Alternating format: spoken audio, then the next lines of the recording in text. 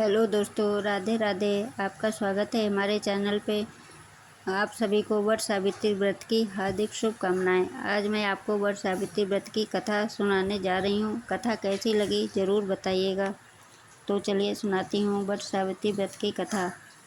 पौराणिक एवं प्रचलित वट सावित्री व्रत कथा के अनुसार राज ऋषि अश्वपति की एक ही संतान थी, सावित्री। सावित्री ने वनवासी राजा धृतसेन के पुत्र सत्यवान को अपने पति रूप में चुना था।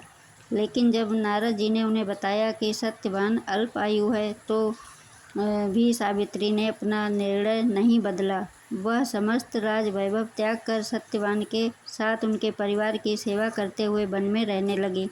सत्यवान लकड़ियाँ काटने जंगल गए। वहाँ वो मूर्छित होकर गिर पड़े। सावित्री ने वट वृक्ष के नीचे गोद में पति का सिर रख उसे लेटा दिया। उसी समय यमराज सत्यवान के प्राण लेने आए। यमराज सत्यवान के जीव को दक्षिण दिशा की ओर ले जा रहे हैं। सावित्री भी यमराज के पीछे पीछे चल दी है। उन्हें आता देख यमराज ने कहा कि हे पतिव्रता नारी, पृथ्वी तक ही पत्नी अपने पति का साथ देती है, तुम वापस लौट जाओ। सावित्री ने कहा, जहाँ मेरे पति रहेंगे वहीं मुझे भी रहना है, यही मेरा पत्नी धर्म है।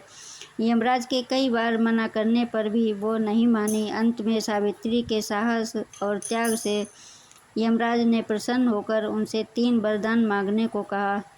तब सावित्री ने सास ससुर के लिए नेत्र ज्योति मांगी, ससुर का खोया हुआ राज्य मांगा एवं अपने पति सत्यवान के 100 पुत्रों की मां बनने का वर भी मांगा। तीनों वरदान सुनने के बाद यमराज ने कहा, तथास्तु, ऐसा ही होगा। यमराज आगे बढ़ने लगे। सावित्री ने कहा कि हे प्रभु, मैं पतिव्रता पत्नी हूँ और आपने मुझे पुत्रवती होने का आशीर्वाद दे दिया है।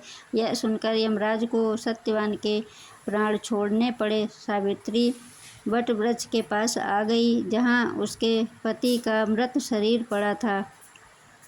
सत्यवान जीवित हो गए।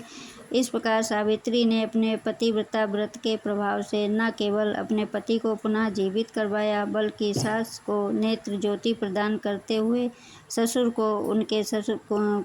को खोया राज्य फिर दिलवाया। तभी से वट सावित्री व्रत पर वट वृक्ष का पूजन अर्चन करने लगे सभी लोग। तो इसी दिन से वट सावित्री व्रत की कथा की जाती है। तो कथा कैसी लगी आपको कमेंट सेक्शन में ज़रूर बताइएगा। शेयर एंड सब्सक्राइब कर दीजिएगा मेरे चैनल को। राधे राधे।